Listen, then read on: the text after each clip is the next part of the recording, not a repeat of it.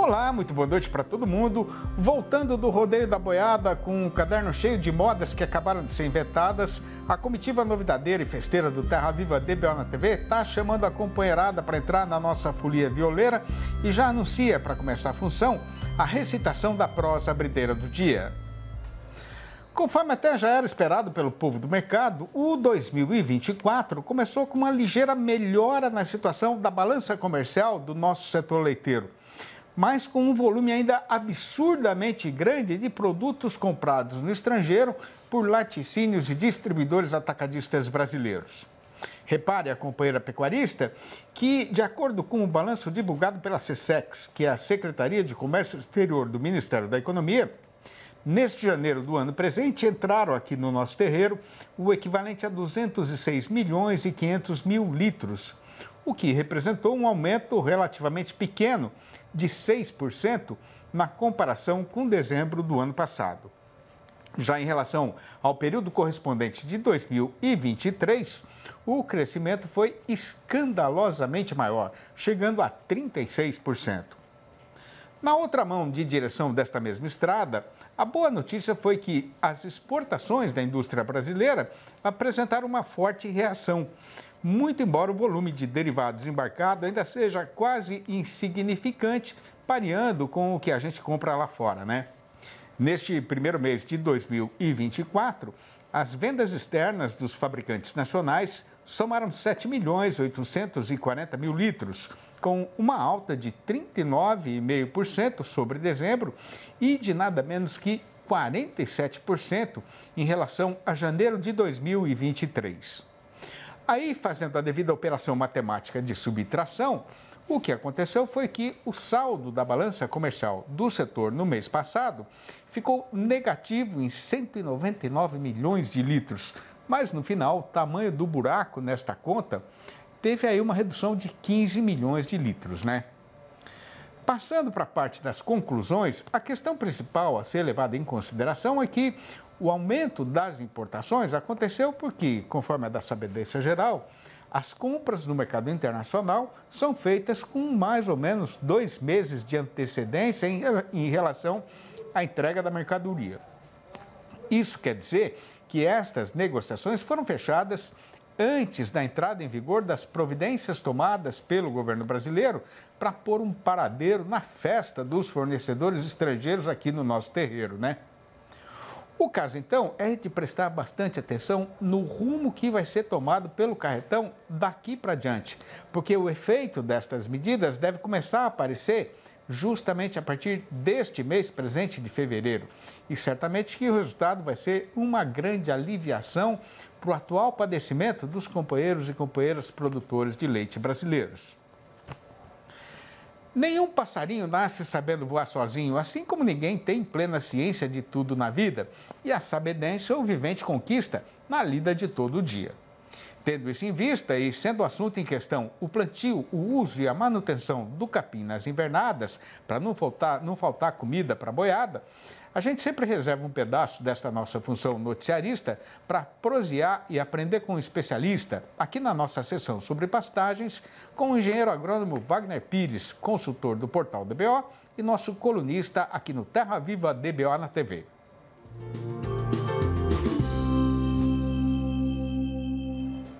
E o caso que vai ser tratado na apresentação de hoje é uma ideia original para armazenar comida na fazenda e alimentar o gado na seca sem ter de sacrificar demais a pastagem no período de estiagem.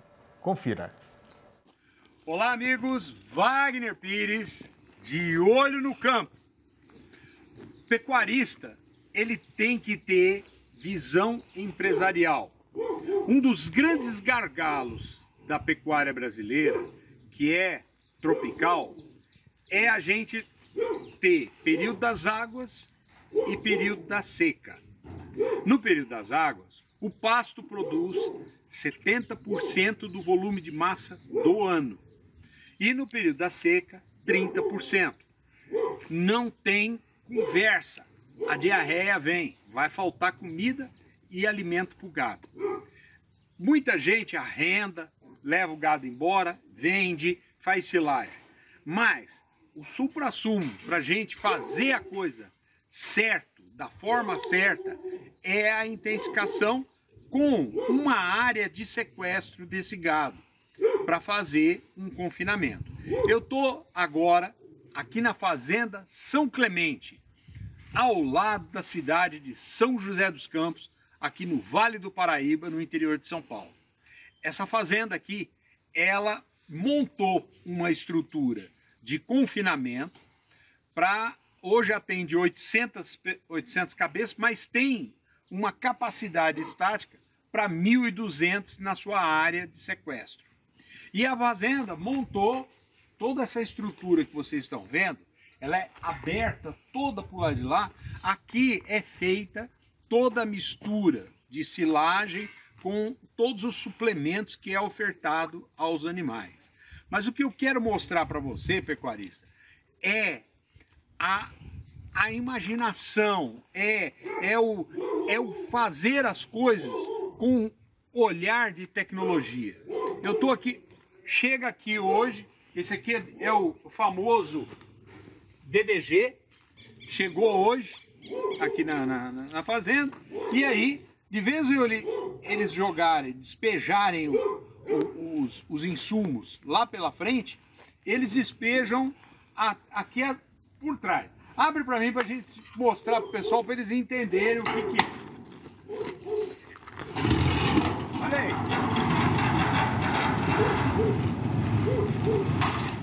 Aí o caminhão chega aqui, encosta, eles já puxaram todo o material que é um pouco mais velho, um pouco mais antigo, eles já puxaram para frente, e aí o que acontece?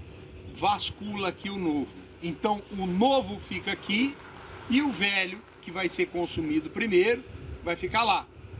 Isso faz com que a fazenda não desperdice nada, faz com que a fazenda otimize os seus produtos, não desperdice nada e tenha um excelente resultado. O que acontece? Quando vai chegando na entrada da seca, a fazenda sequestra o volume de gado, coloca no confinamento e trata desse animal da forma correta e tendo ganho de peso. O Terra Viva DBO na TV faz aqui uma rápida parada e volta em seguida. Aguarde. Impresso ou digital? Se você quer o melhor conteúdo para a pecuária, fique com os dois. Tenha sempre seus exemplares da DBO à disposição, no escritório, na caminhonete ou ao alcance de seus colaboradores na fazenda. DBO é fonte de conhecimento, reportagens de campo, matérias, artigos e análises de mercado. Entre lá na nossa loja no portal DBO e faça sua assinatura impressa e digital ou só digital. Impresso ou digital? Se você quer o melhor conteúdo para a pecuária, fique com os dois. Tenha sempre seus exemplares da DBO à disposição, no escritório, na caminhonete ou ao alcance de seus colaboradores na fazenda. DBO é fonte de conhecimento, reportagens de campo, matérias, artigos e análises de mercado. Entre lá na nossa loja no portal DBO e faça sua assinatura impressa e digital ou só digital. O mês de fevereiro, que dos 12 do calendário é o mais ligeiro, indo já para o seu trecho derradeiro, né? O mercado pecuário está andando numa toada cada vez mais arrastada. E com o trabalhador brasileiro estando com a algibeira vazia, porque do último salário sobrou só uma doce recordação guardada no fundo do coração, na nossa praça boiadeira a arroba está querendo embicar na descida da ribanceira.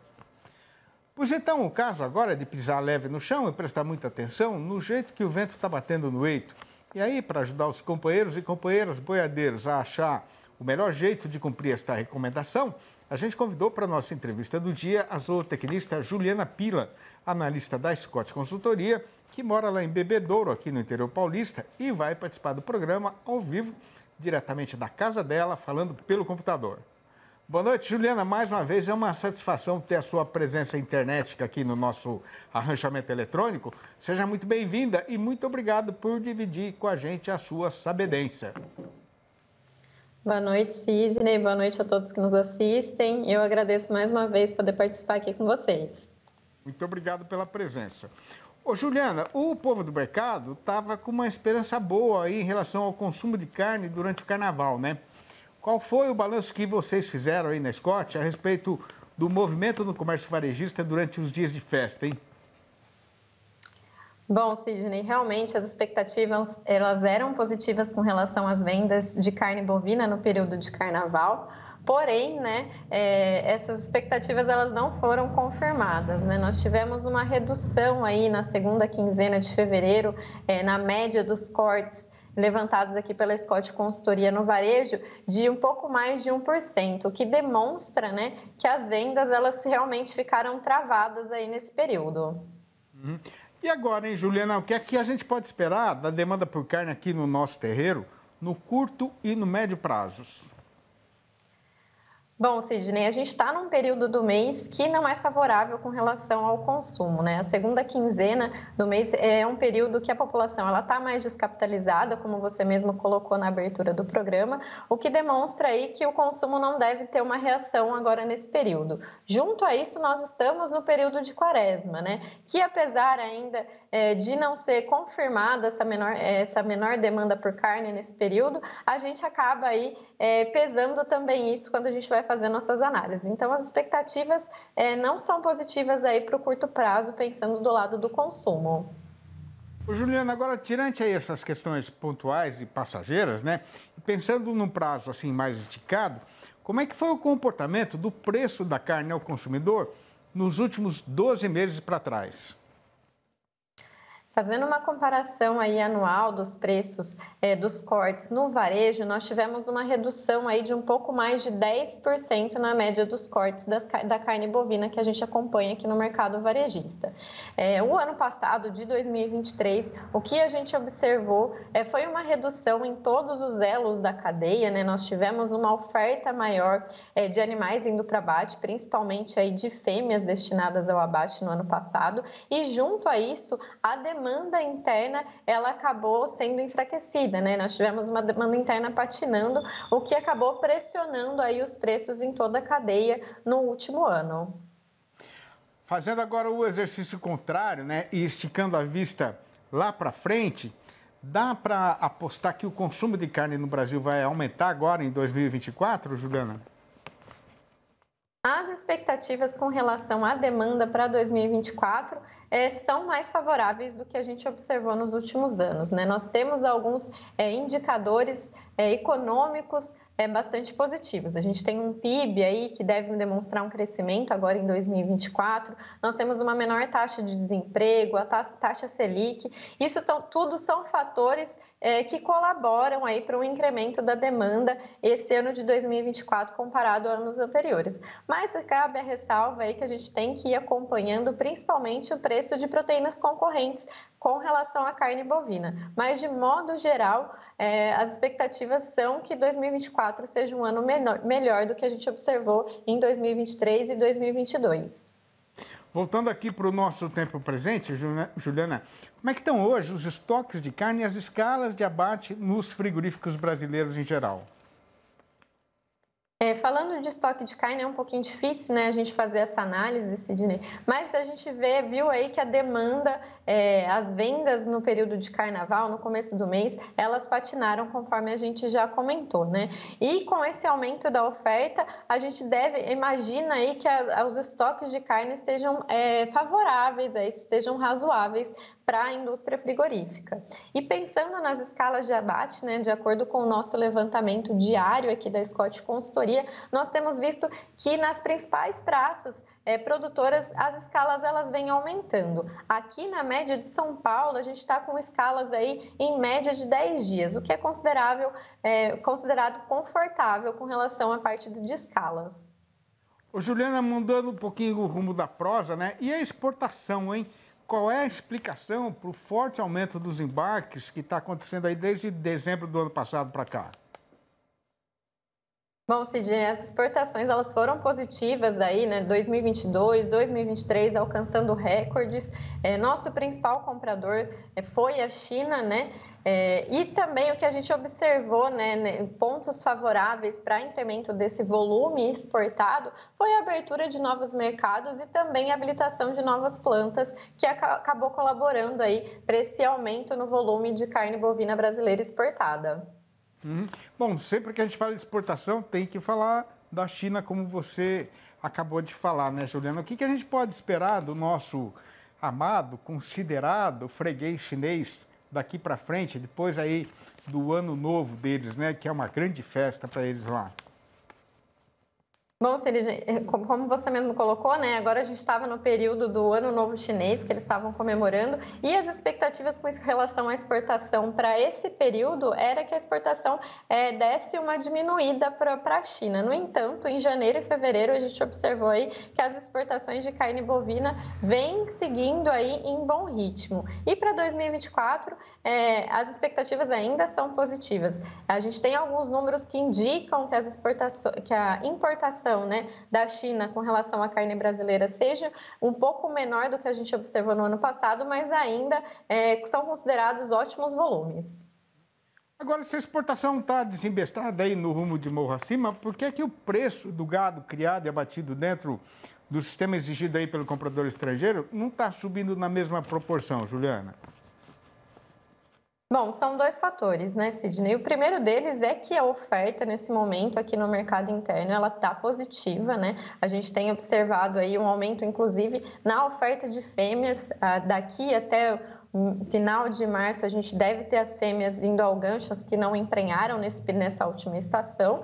Então, esse aumento da oferta acaba colaborando aí para esse não incremento nos preços, até nesse preço do boi do mercado internacional, né? E junto a isso, né, o que a gente tem observado é que o volume exportado de carne bovina, ele está crescente, mas o preço pago pela tonelada da carne brasileira, ele está menor, né? Então, o faturamento das nossas indústrias estão menores, né? Certo. Então, a margem do frigorífico está menor, que não está podendo pagar mais aí para esse boi China que a gente chama. Muito bom. Ô, Juliana, evidentemente que a gente vai continuar acompanhando o andamento do mercado, né? A gente sempre conta com vocês da Scott Consultoria para ajudar a gente a entender o rumo que o carretão vai pegar no estradão. Obrigado, viu, Juliana? Grande abraço para você, dá um abraço em toda a turma da Scott aí, até a próxima. Até a próxima, Sidney. Muito obrigada e uma boa noite. Boa noite. E veja a seguir, no frigorífico a câmara fria está mais para cheia do que para vazia, na linha de abate a programação de serviço está folgada, a oferta de gado terminado está desapertada e o comprador de boiada está aproveitando a ocasião para descer o facão na cotação do mestiço. É já que a gente vai voltar, aguarde.